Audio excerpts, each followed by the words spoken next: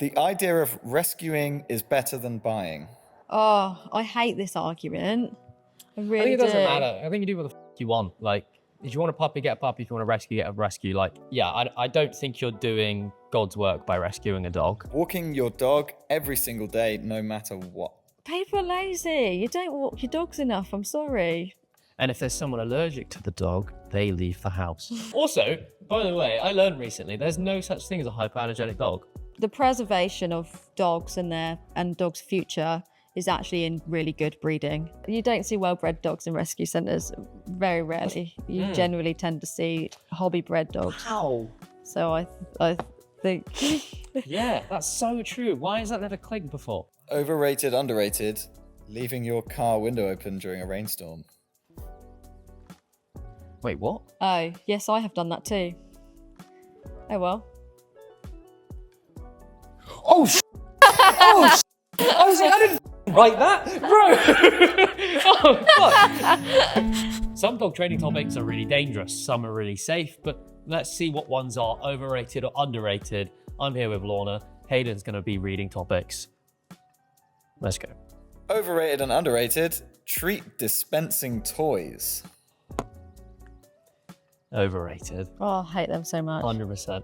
Yeah, they're not enriching. They just keep the dog busy.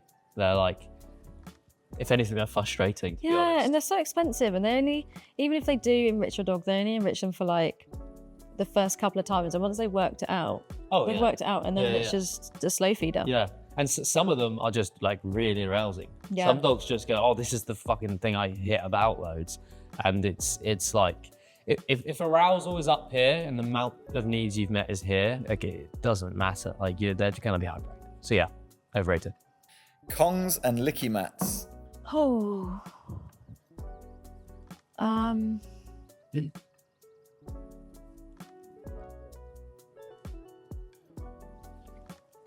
Yay! Did you go over it as well? We did.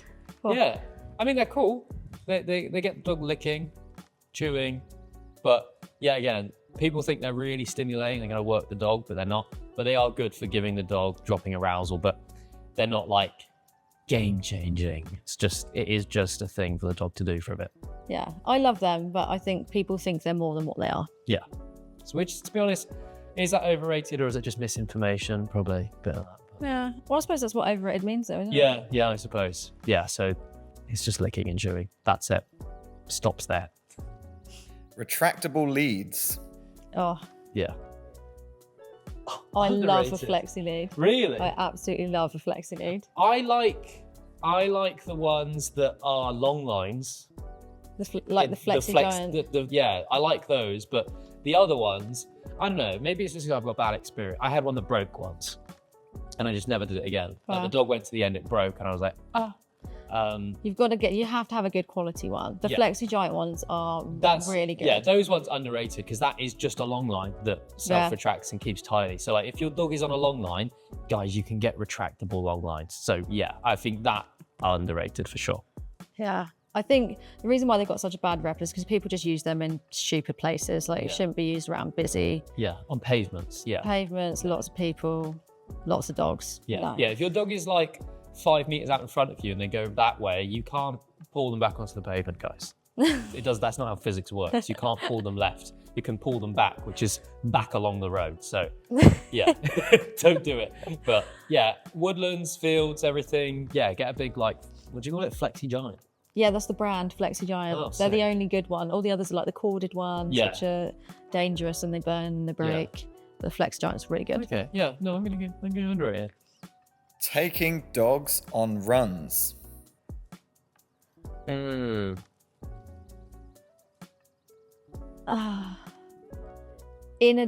is my answer, but only in addition to... Oh, that's your answer? Yeah. Oh, mine's overrated. I think only in addition, it needs to be in addition to something. Like you can't just take your dog on a run because they can't sniff or anything. Yeah.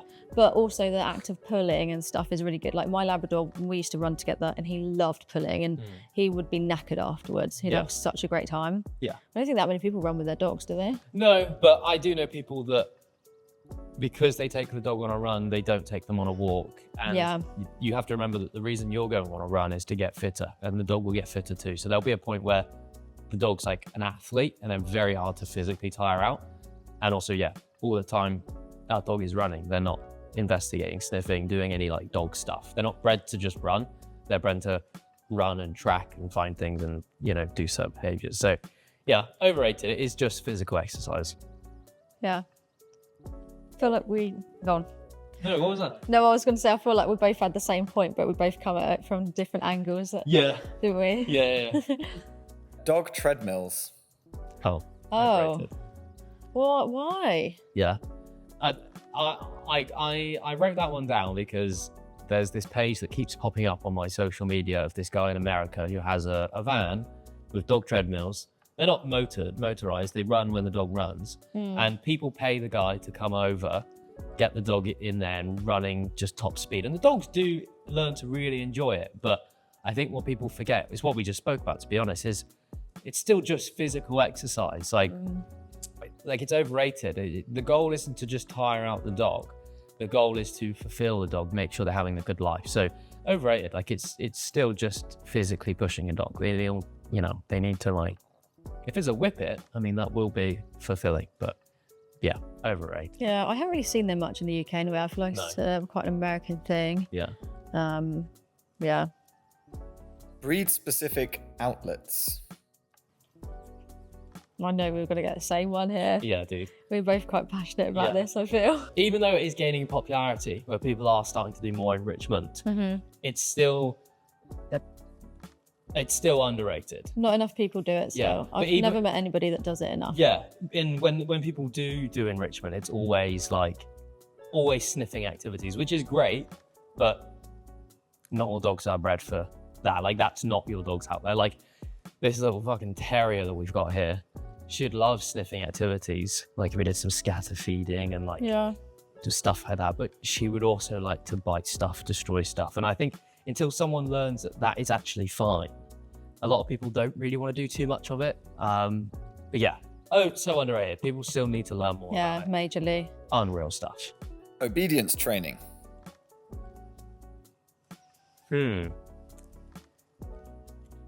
I've got my answer.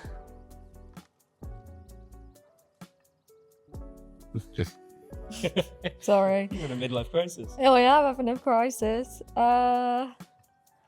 It depends on the audience, but We're talking about we'll have to talk about it. the pet dog industry, like pet dog people. Yeah, Okay. I've gone overrated as well. Yeah. I just think there's no need for it.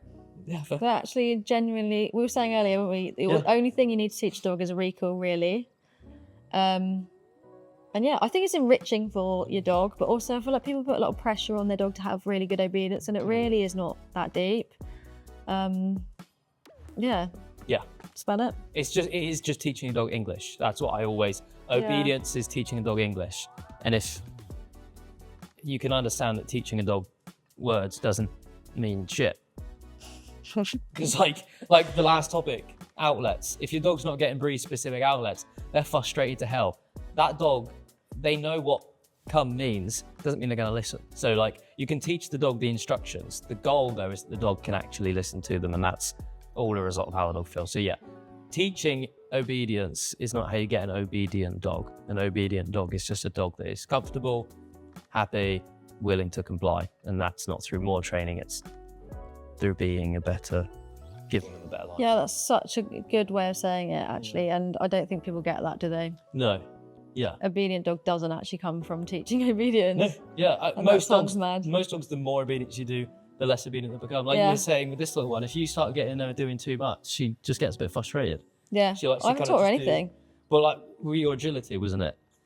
Oh, yeah. Like, if I make, if even I with get it agility. wrong, or if I push her a little bit, she gets really wound up. Yeah. Whereas the Malinois, he's bred to do a million things. Yeah. So like some dogs will find obedience itself as an outlet, to be honest. So like they won't need much pushing, they won't need much drilling, they won't need as much reinforcement.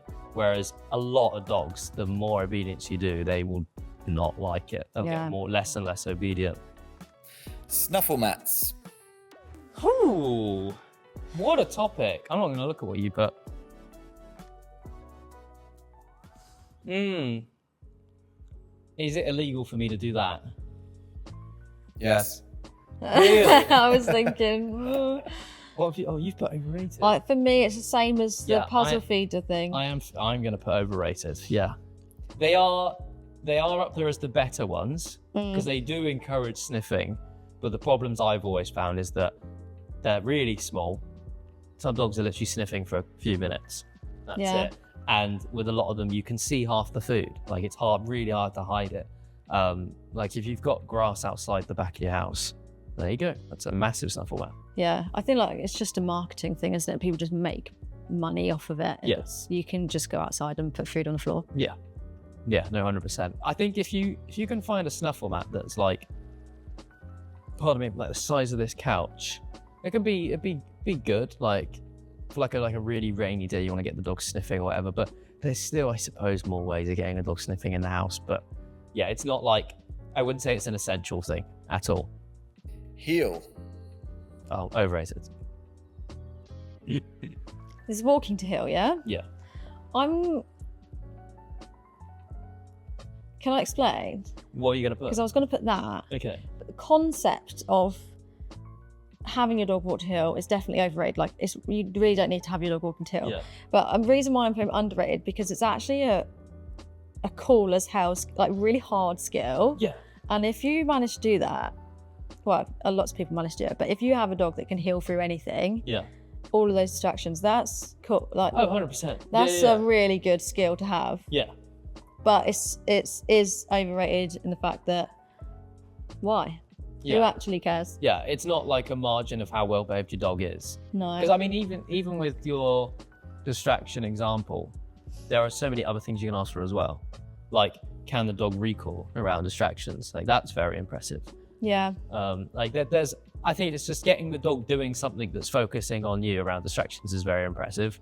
But yet again, is that in the training or is that in how well you provided for your dog? Yeah. Yeah.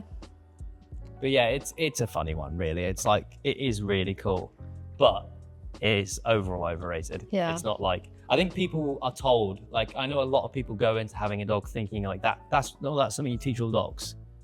But like, you know what?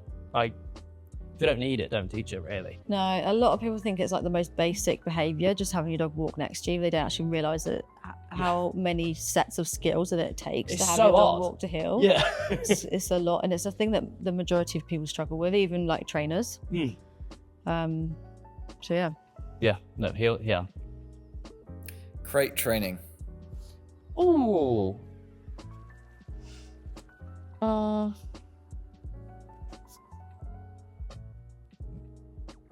I'm gonna go with that one. Yeah. Oh, I thought you'd do the other way. Yeah, no, Just trying to be different. I No, know, wasn't really. I think a lot of people watching would think I would say overrated. Yeah, I thought you would. But I think it's a good thing to just teach because you don't know when your dog is going to have to be in a crate. But for me, that's the only reason to crate train. So I think mostly, yes, overrated because a lot of people use crates as like timeouts, how you enforce sleep. That's a dog's place. A lot of it's very like traditional. It's like dogs are in crates. The only time I see my dog ever being in a crate, which by the way, Enzo is crate trained, never been in a fucking crate since. The only time he will be in a crate is when the vets say he has to be.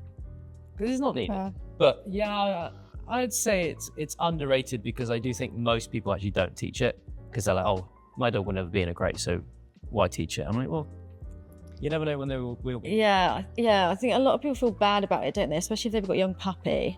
They don't realise the benefits it does have. Like toilet training, it really helps with toilet training. And yeah, like you say, when they have to go in a vet, sort of that, you don't want your dog to be panicked. And also when you're travelling in the car, they're probably going to have to be in a crate. Yeah. But also crate training in general, even if they're not in a crate in the car, just getting them used to being in a crate can get them used to like being in a boot. Like even the concept of how you would crate train. Yeah, just being in an enclosed space, isn't it? Can generalise to lots of different things. Yeah. Yeah. And it's a nice like fear to work through with a dog. Like Enzo didn't like the crate because the last crate he was in was on the way to Heathrow. Yeah. So yeah, the crate training video we did, it was like half an hour and he really enjoyed it. And I got him basically just like jumping in. I'd ask him to get out. I'd say nothing, and he'd choose to jump back in again.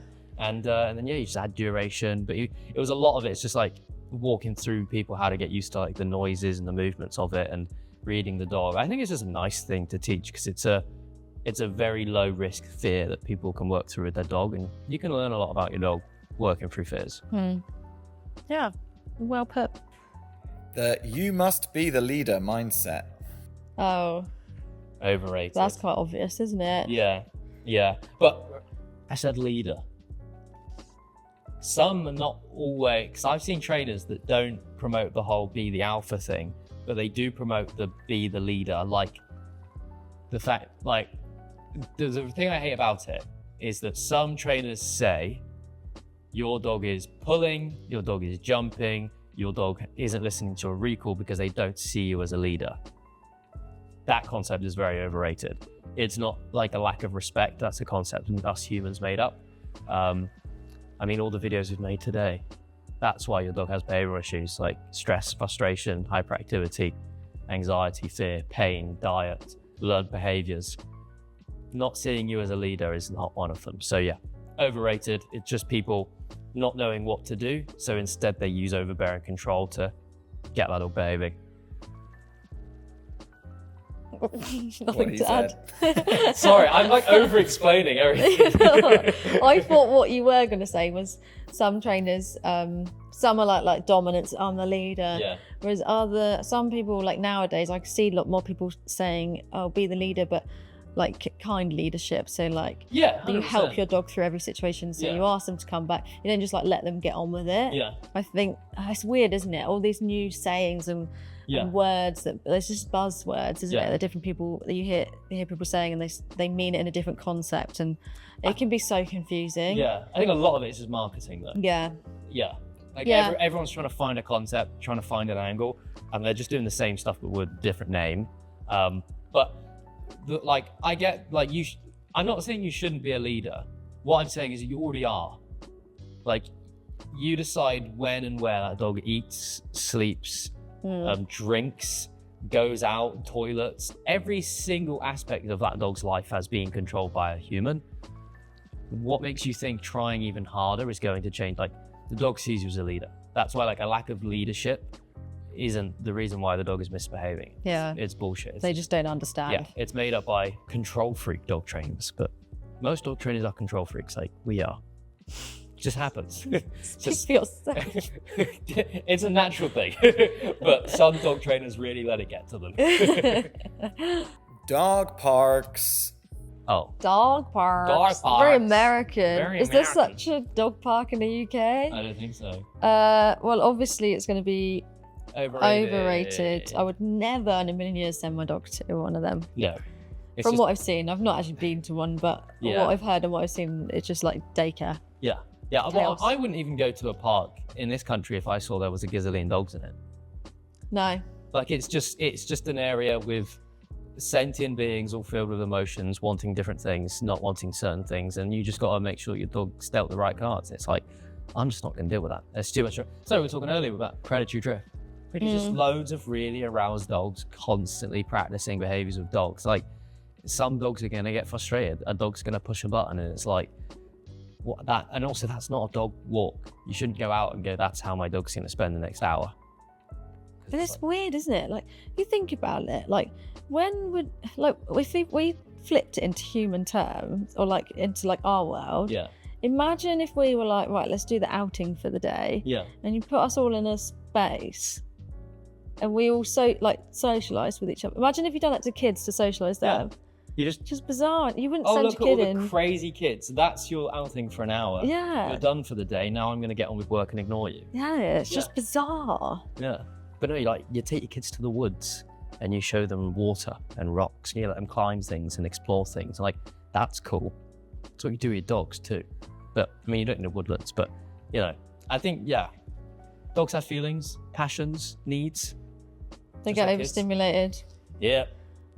We would all get overstimulated in the dog park, I think. Yeah, 100%. I don't think I could deal with it. I get stressed out seeing videos. As soon as I see like those, like classic American fences and dogs. I see the video, I'm like, oh god. I can't even watch it. I have to just I skip most quick. of them. Some of them have these like mad like dramatic music with like the voiceover of like the alpha German Shepherd spots the pit bull come into the park, and I'm like, don't make this into a video game. The fuck is, and so much of it is just misinformation. I was just like, he's now asserting dominance and he's realized that he is challenging him to be the alpha, and I'm like, bro. They're trying to talk through the conversation that the dogs are having, and I'm watching it like, that's really not what's happening here. I'm like, there's no alpha, there's no dominance hierarchy. That dog is just incredibly insecure. He just got uncomfortable when the big dog walked in, had to control it. And the German Shepherd, he just has the inability to deal with that and reacts. Like some videos is literally like a dog will snap at another dog and then the other one like fights back. And they're like, he was just protecting himself. And I'm like, that is an absurd reaction. Like, that's not healthy. Like, my dog has been snapped at before and he's gone, did I do something wrong? Like, it assesses the situation and it calms down. Like, dogs are allowed to snap and whatever. Like, it should always be like equal reaction. If your dog gets snapped at and then they just fucking unload on that other dog, something that's not right. Dog. Touch as a recall cue. Oh! Touch. Wow, I can't believe you're thinking about this. Yeah, do you know why? I'm going to say overrated. And let me explain, because I understand that it's good to have an alternative as like a recall cue. I've never used touch as a recall cue. I've never taught it to any of my clients. But because the way I teach recall is like, it's never stationary like that. I never want I want a dog to come back with like, I want to be running into me. So whenever I teach recall, the reinforcement is always something that involves like something explosive kind of movement. So I never want it's like, for me, touch is the same as you recall your dog and ask them to sit when they come back. Interesting, yeah. I want the dog to be like pushing me over nearly. See, I've got a sight hound who's wild for touch because I always throw it to the side of him and he's always like, oh, bah, bah. And I always do like 1, 2, like. You can adapt it, I suppose. Mate, he was fucking, if I ask for more than 2 touches, he starts biting my hand. If a third one, it's always like that. He loves touch. But the reason why I think it's underrated is just because of what you said at the beginning. It is another option. Like, it's always nice to have more than one recall. You want to have multiple 100% options. Also, I have seen some dogs that really, really listen to touch. But overall, the main reason why I say underrated is just because you can position the dog in great positions. So like, if say, this is just something that does happen to me regularly. If I'm walking down a country lane and there's horses, if I recall Enzo, he kind of comes here. Whereas if I ask for a touch, I can literally pop him here. So I know his body's across here and I can grab him. It also prevents the whole chase me game when you're trying to grab collar and stuff like that, which a lot of people tend to struggle with. Because sometimes you don't want that really explosive recall. It's just like a quick little... I always want the explosive recall. I want to fly into me. Okay? That's what you want 99% of the time, for sure. No, and you can adapt it. Like you say, you can, if you move around with it, like you can make it more fun. It's so good. I think I've just never taught it. I've never used it. Really? Yeah. It's like my go-to. I teach it with everyone. I mean, I teach touch, but not like as a recall. Yeah. Oh, right. But I don't really advertise it as a recall. I just say that's one of its features. Yeah, defo. Flirt poles. Oh, definitely. I don't know what that is. It's basically like a long, sometimes it's like a horse lunge whip or just like an extendable pole. Thought you were going to lie then. What? Because it's called a flirt pole. I thought you were going to say, I don't know, just say a joke. Oh, no. And then basically like a cord that comes off with a fluffy toy. So you can like rag around like a little thing. I've said overrated. Have you? Yeah. Really? Originally, I was going to go under. The only reason I've gone over. No. I don't think enough people do it. Know how to use one. They're quite hard to use. This is the catch-22, if that's how you use that saying. I think not enough people use them, so I think they are underrated. But I do find that people that do use them overrated. I think the way they talk about them sometimes is overrated. I think what some people forget is it is great. It's very I'm going to go underrated. No, I've actually taught myself out of it. They are great. They are fantastic. Yeah, they're really reinforcing to the dog. just don't forget how arousing they are. I was just about to say it can. Yeah. You can sort of go in the same way as you can go with fetch. Yeah. With a flirt pole, you can really frustrate and wind the dog up. So it does take some skill.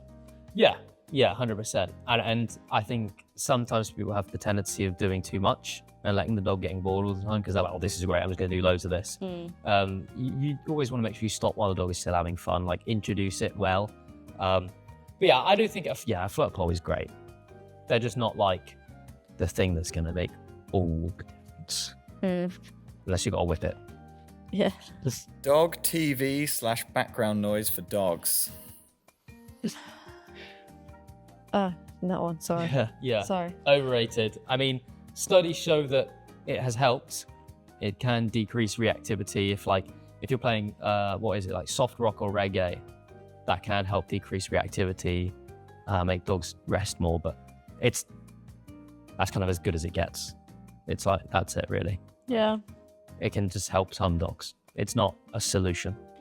I think the only reason why I would recommend or use noise would be to help muffle out or drown out. Is that the right word? Yeah. Dilute the outside noise. Yeah. But it wouldn't be used for any other purpose. But yeah. Yeah. I just think, load of rubbish. I think people think, put some calming music on, it will help calm the dog. But it's just, why would that calm the dog? Yeah. Like they don't know that music exists. No, it is literally just like some dogs it will help with. Bing. It's not a solution though. Teaching place. Ooh. I'm going to go for that one. I can't see. What are you underrated? Oh. Wow. Only because I recently did it for a video and I realised how good it is again. I feel like it can teach lots of Other skills. Yeah, that's why.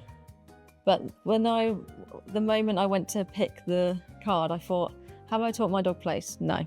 So it doesn't matter. No. Yeah, well, I've taught my dog place. Have I ever used it? No.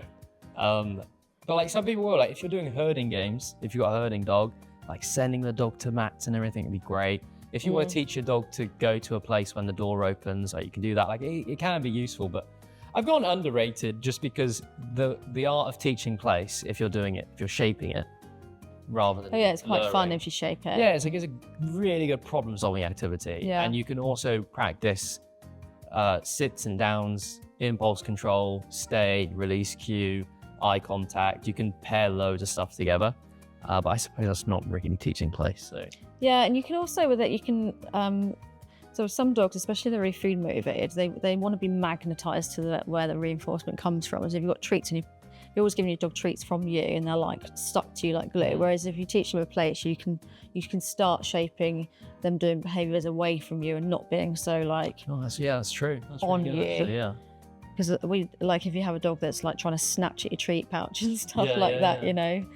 So yeah. To be fair, I might change. Really? But I think it's hard. I think it's in the middle. I think it's rated just right. A lot of people know about it. Lots of people do it. The advantage of it, I think it depends on the person. Yeah, you could always just use a crate as well. There's nice. Agility for pet dogs. Oh, obviously I'm going to say this because that's my thing. No, I think it's underrated as well. I think do a sport with a dog. Just do it. Give it a go. So many skills, and so good for them. Yeah, fantastic. It's a job, it's a day out, it's hard, and it's also, you can learn stuff and great for a relationship. Yeah. Agility is literally like, follow person, what's person doing, more good stuff happens. Yeah. Like, yeah, it's fantastic. Helps with so many things. And also, it's a really good community. The agility community is lovely. And you can meet so many dog people, and dog people are the best. Yeah. So. Doing absolutely nothing, in brackets, fuck all, with your dog. You didn't actually write that, but I'm just throwing that in. Sometimes doing nothing with your dog. Oh, definitely this one. Underrated, yeah. Not enough dogs know how to chill out.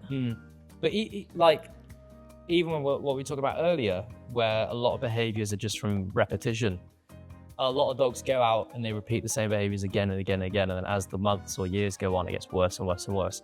If you also go outside and practice doing nothing, gets the dog practicing those behaviors too and changes association. So yeah, always practice doing nothing. You might find your dog really struggles to do nothing, which means you should do it. It's a bit like if your knees hurt watching a video, that means you should try and do those exercises. Get your knees used to it, you know? If you don't use it, you lose it. Your knees hurt watching a video. You know, like, That didn't make any sense. What? yeah, because sometimes you watch a video of someone doing like a deep squat and you go, oh, my knees could never do that. That means you should start exercising. Okay, watching an exercise, right. There's Yeah. context to the, Right. It just said like, I'm watching a video, my knees hurt. Yeah, true. I think I missed a word or two there. Yeah. Then you've got something wrong with you if that happens. Okay. Unrelated. Correcting mistakes dogs make when training. Oh, I am going to say this because I don't believe in errorless learning. Wow. And I don't mean correct, like, but I mean like, Oh, I mean, that's what the question oh, is. okay, fine. Yeah, I'm talking about like punishing dogs for making like what I was Oh, learning. fine, okay. But I want to know okay. what you want to say. Well, so like, and this is a lot to do with the sports, teaching dogs sports and agility and stuff. Dogs really understand the criteria if they get no reward or have like a non-reward specific marker. Right. So there is studies on this actually. I'll find it, but if you basically don't set them up for fail, but you want them to get it wrong once or twice, so Yeah. they really understand the criteria of what Yeah. gets them the reward. Yeah. But So but bad stuff doesn't happen when they do that. no. Okay. They just, you can go, uh-oh, Yeah. Oh, yeah. No, I think cock that one up, that's no fantastic. treat. That's why I love, like, I try and shape everything I teach. I don't really do much luring. Like, I like capturing and shaping behaviors because the dog does go through all that trial of trying this and this and this and realize Yeah. fucking nothing happens. Yeah, that's fair. I thought that's what that meant. No, correcting them for doing those You mistakes. little toe Yeah, rag. yeah. Okay, fine. Yeah, if you're trying to teach a dog something, like say how to walk on a lead, but then every time they pull on the lead, you make bad stuff happen. It's pointless. Like you have to show the dog what gets reward, what works. And also, like we were talking about earlier, the dog's accuracy when you remove that pressure goes through the roof. When we were looking at the bomb detection dogs and narcotic dogs and everything, like life expectancy, accuracy of the dogs, motivation of the dogs, everything you want goes through the roof when you stop correcting the dog for making mistakes. And also, there's no room for pain and fear when someone is learning something. Using crates for timeouts.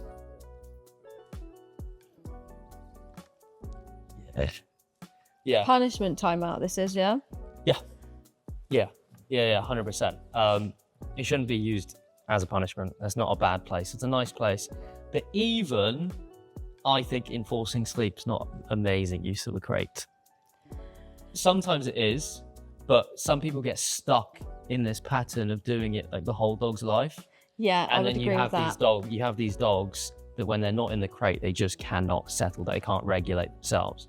But like, sure. When learning, it's Yeah. okay, but you Yeah, when need to be learning's able to, your dog needs to be able to settle outside of a crate. The dog then needs to learn how to settle outside, and they won't do that if you just use the crate like a cheat code. Yeah. Muzzle training. Oh, I think not enough people do that, yeah. but I am also guilty of not doing that. Really? Yeah. I have with one of my dogs. I did with my Malinois Yeah. for fun.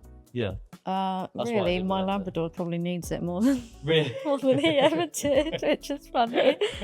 But no, probably underrated. More people should muzzle train the dogs, mainly again for like vet visits and stuff like that. It's just best to. But I am guilty of not doing it myself, so I can't tell anybody off for it. Yeah. It can also be like a really great exercise. Like if you shape it, Yeah. you get the dog voluntarily. Like I do it with cones. They put their head in a cone, swap it in newspaper, head in newspaper, swap it, head in muzzle. Oh my God. And then you just do duration. And then you get a muzzle out one day and the dog's like, I love shoving my head in things. yeah, brilliant. Every dog needs a job. I'm definitely gonna say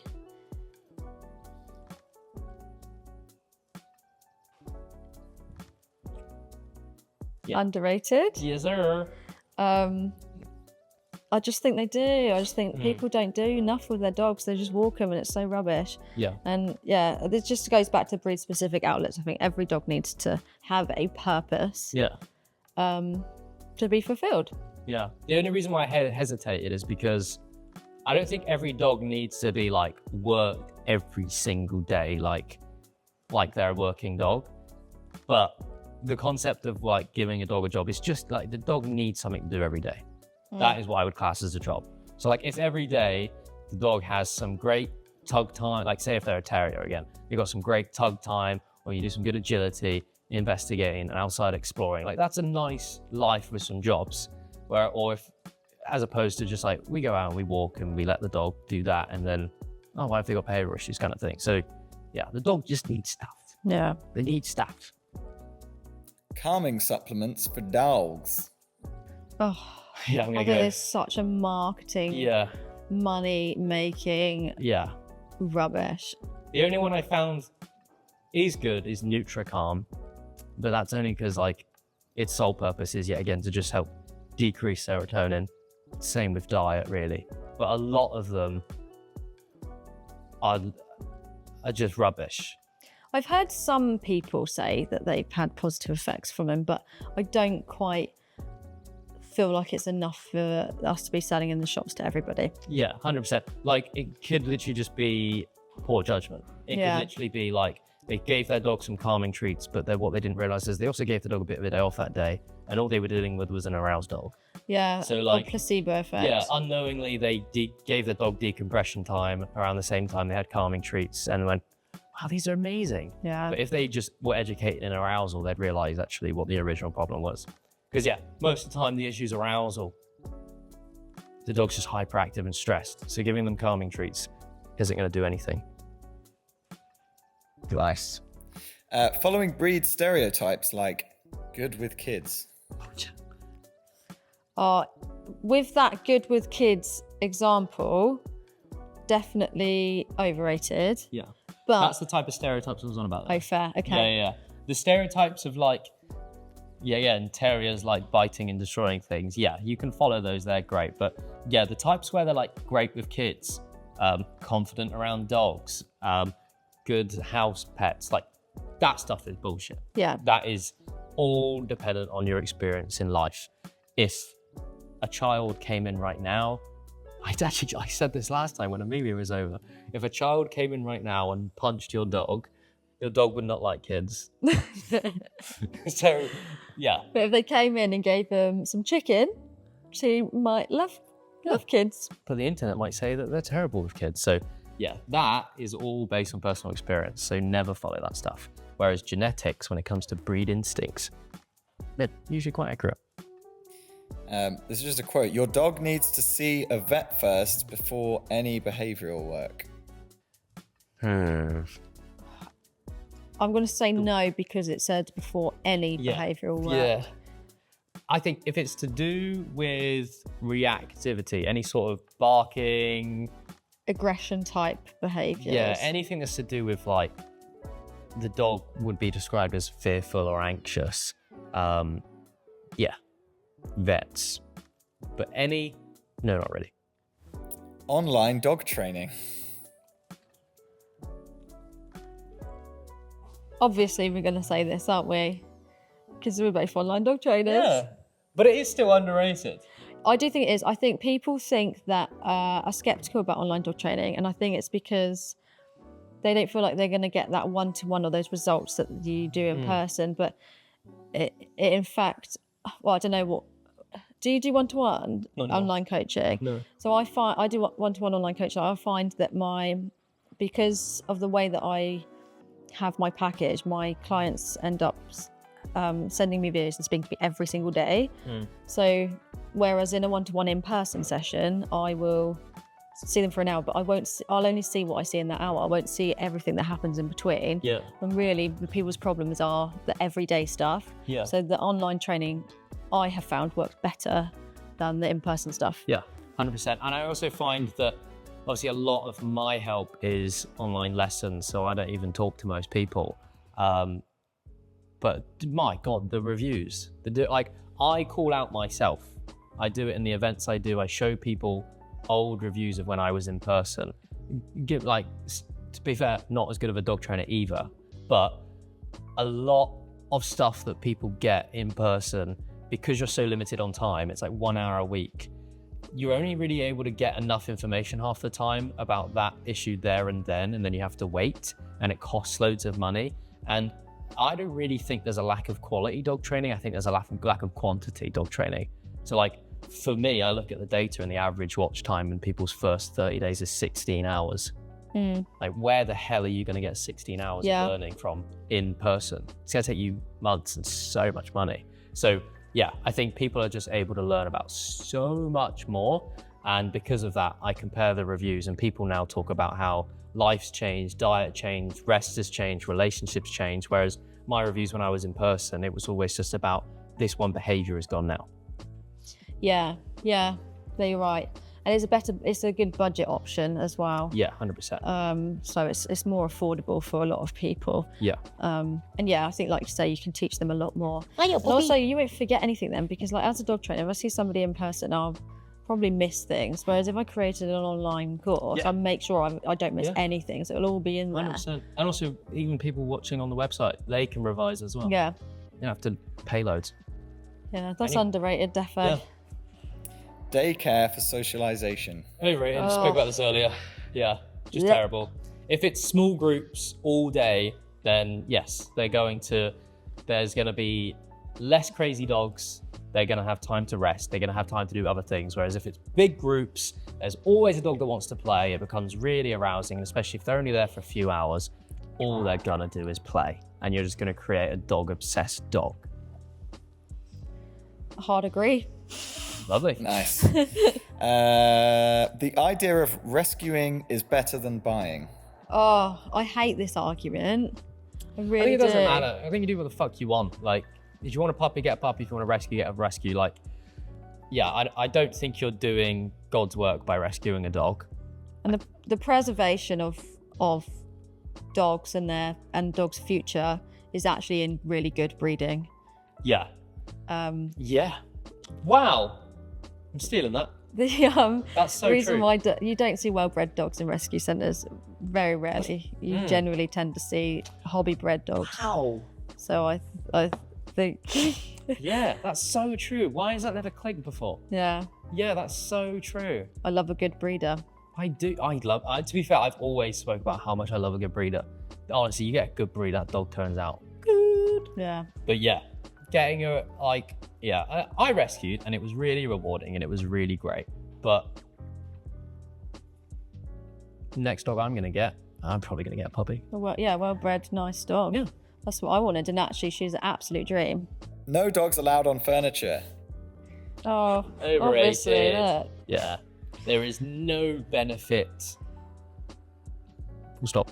Yeah, I don't get it. Can I just say, from cameraman perspective? Yeah. Cameraman Like, doesn't why get would you it. get a dog if you're not going to let it Just join hug you your in dog. your life? And just sit over there in the corner away from everyone. Yeah, I mean, I don't know why I start with if. The only people I find that really do say it and talk about it like it's going to change everything for you are those ones that are so on it about being the leader and being the boss. They think it's like, if the dog is on the sofa, on furniture and bed, that's too high, and they're going to be climbing the ladder and be the alpha. Like, all of that's rubbish. Yeah. The only time I would recommend not to is if there was some guarding issue. Yeah. And not to take the dog down a peg or two either. It's just to stop them from practicing that behaviour. Just management. Yeah. And if there's someone allergic to the dog, they leave the house. Also, by the way, I learned recently there's no such thing as a hypoallergenic dog. Oh yeah, I know. Did you not know that? No. Yeah, because even poodles and stuff, they still. Yeah. Muzzle. So there's a certain. I think it's a certain protein or like a certain oil or something that like is what people that are allergic to dogs, they're allergic to that thing. There is no difference in the amount of poodles on that have compared to most dogs. No, but what it is, and the reason why people do see a difference is because, like that, she sheds. Yeah. Whereas a poodle, it all comes off in collects and comes off in one clump. So I suppose this doesn't affect them as much. But you're still going to be allergic. Yeah, but this is the thing though. Itchy feet. It might be placebo because they also looked at the households and they found that there was no less amount of that around the house. Oh, really? Yeah. Oh.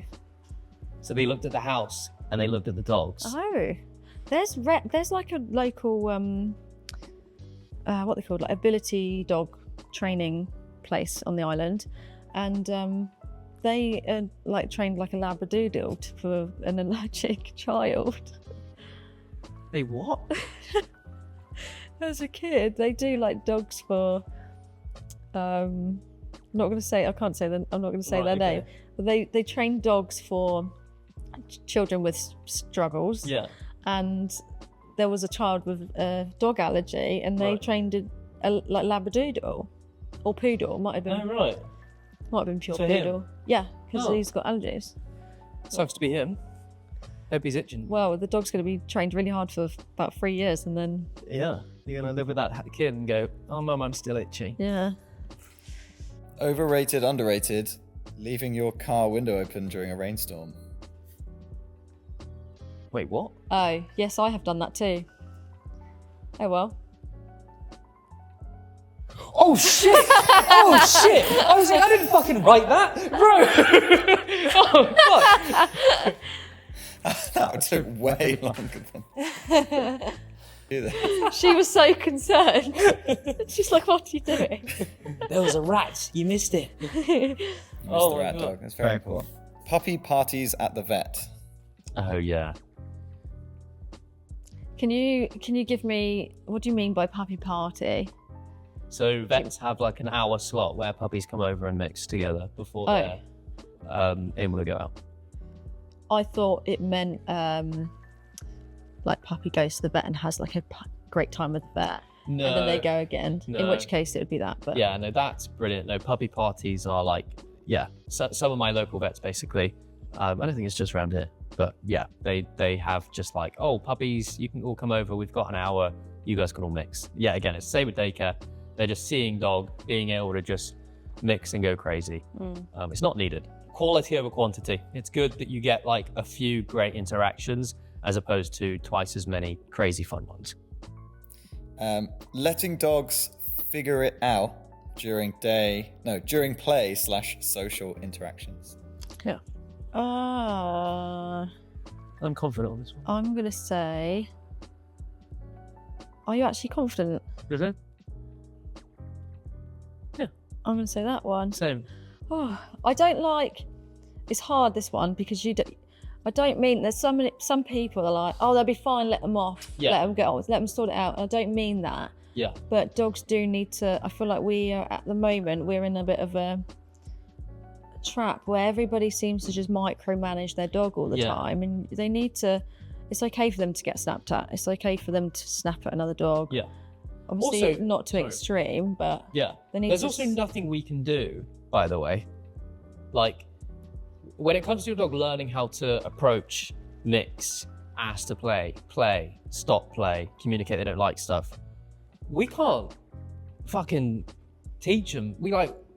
You have to let them learn that stuff. Our job is to just know how to read dog body language and behavior so we know when it's a situation we shouldn't enter in the first place, or if we know it's a situation that should be broke up. That's your job, that's it. Yeah. Because if you know that, then you can let the dog get on with it because you've read it. I think the issue is that people are missing that education. So they make up for that with like, oh, we just must fucking control everything. It's gone the other way. Like years ago, it was everybody overdone it. And now it feels like it's going the opposite way where no one lets their dogs ever hang out with each other. And no dog knows how to be when there's another dog around. It's because there are dog trainers on Instagram with matching top and bottom trackies scaring people into following their training. And they do it by calling them, you're irresponsible if you do this. This could happen in this, bad stuff can happen, guys. Bad stuff can happen next time you get in your car. That's not a reason to follow someone's training. Like, yes, bad stuff can happen, but if you learn how to read your dog and also understand that that's 1% of situations in certain environments, like I said, don't go to a fucking dog park and do this. That's gonna be 75% of situations, but yeah, learn how to read dogs, let dogs get on with it and learn. You'll know what ones you should and shouldn't enter and what ones you should and shouldn't exit. There you go. Walking your dog every single day, no matter what. I'm gonna say that one, and only. I was just overrated, but then I just remember. I'm putting underrated because I'm gonna stick with this, but I overrated. think I know what you're gonna say, and I'm gonna agree. Because people are lazy. You don't walk your dogs enough. I'm sorry. Yeah. You don't. Yeah. That way, like, no matter the weather or no matter how busy you've been or stressed you are, like, take the fucking dog out. Get them out. If your dog's bred to do stuff out there, go out. If they're not, take stuff out, have a nice time, enrich the dog. The only reason why I said overrated is also because sometimes dogs are dealing with stuff in life and they do need time to decompress. And a walk isn't always the be all and end all. Like, I could do tug of war with her in the house for 20 minutes and she'd be really satisfied. Yeah. The key to looking at walks correctly is not calling them walks and calling them enrichment. You go out there to enrich the dog's life. So sometimes going outside is going to arouse the dog so much that it doesn't matter if it has tired them out. It's aroused them twice as much as it's tired them out. So it's gonna do more harm than good. So yeah, sometimes they're in there you go. Overrated. Some dogs need a break. Nice. Feeding only at set meal times. I think overrated. Yeah. I think that comes from like being parents, maybe kids. Yeah, it's just what we do, I guess. Like, is that advised by nutritionists? No. My I've seen dog a lot of snack all day, really. I've seen a lot of nutritionists and vets recently online saying that there's loads of health benefits to feeding dogs once a day. Have you? Yeah, loads. I'm never going to do it. No, I wouldn't. Yeah, I mean, it's not like it's fucking monumental change, but yeah, I mean, you don't have to have set times. The dog has a certain amount of food they need to eat a day, otherwise they start losing weight. That's just, how many calories you burn. You got to give them those calories and food. If you want to feed it throughout the whole day, if you want to hand feed your dog, get him used to that. If you want to train the dog, whatever, just feed your dog. And the last one, using praise to train a dog. Wow. Oh, I'm a little bit conflicted on this one. Same. Because part of me... Are you... Yeah, sorry. Go on, what were you going to say? No, I was going to say, are you debating, like, are we talking about just praise or praise with other reinforcers? Just praise. Oh, okay. Part of me... I'll go overrated if we're talking just praise. Part of me thinks underrated because, like, Tide, for example, she loves when I'm like, you're such a good girl. But then we could go into it more and go, what is that? Yeah. Is that actually praise, or is she just getting excited because I'm going squeaky? But also, in addition to that, I'd also go overrated because I feel like if for a dog to really appreciate praise, not appreciate, but for a dog to, they must also experience consequence from you. Does that make sense? Yeah, I suppose. And I feel like when dogs actually, so like some trainers who use quite a lot of telling dogs off, lots of consequences, their dog absolutely loves praise, and I don't think they love praise naturally. I think they are relieved because they're not getting a consequence. Yeah. Does that make sense? Relief is so reinforcing. Yeah, so I feel like in those situations it's definitely overrated. I'm actually quite confident with overrated now because I think everyone should use praise when training a dog, but you can't really use praise to train a lot of things. Like if you're trying to train loose lead walking, obedience, tricks, agility, like it's hard to just use praise. Like if you're using it amongst other things, like normally praise comes at like the end of a sequence. Like you've just done like a bunch of good things. Following praise is a treat, isn't it? Like go, good girl, and then you get a treat and they're like, it's coming. But like I always tell people, like take little breaks throughout training to give a dog some love, give some praise, a little walk around and everything. Like that's good, that's reinforcing. But yeah, I think some people want to use it because they feel outdated, like just using food and toys. Like, I use praise as well, kind of thing. Yeah, my dog wants to do it because he loves me. He wants to please me. Yeah. No, in that situation, it's overrated, but definitely use it. Definitely use it. I would. Yeah, there was actually a study I made a video about on Instagram recently, where they compared the accuracy of dogs that were trained with like food, praise, verbal praise. Yeah. The food won by a mile. Yeah. But when you paired them all together, it outdone food by itself. I really. So Because it's food, that relationship yeah. as So well, food isn't it? with praise is always better than just food. So, yeah. Is that the end? That's the end. That was good, actually. That was lovely. I feel like we got some good info in there. Good. Glad you're happy. Are you happy? Yeah, very happy. You can throw Am I that gonna over fling the that? wall. Nice. It's Like- a rat tide. If your dog was a car, what kind of car would they be? God's sake, Yeah, do you bye. always have stupid? Yeah.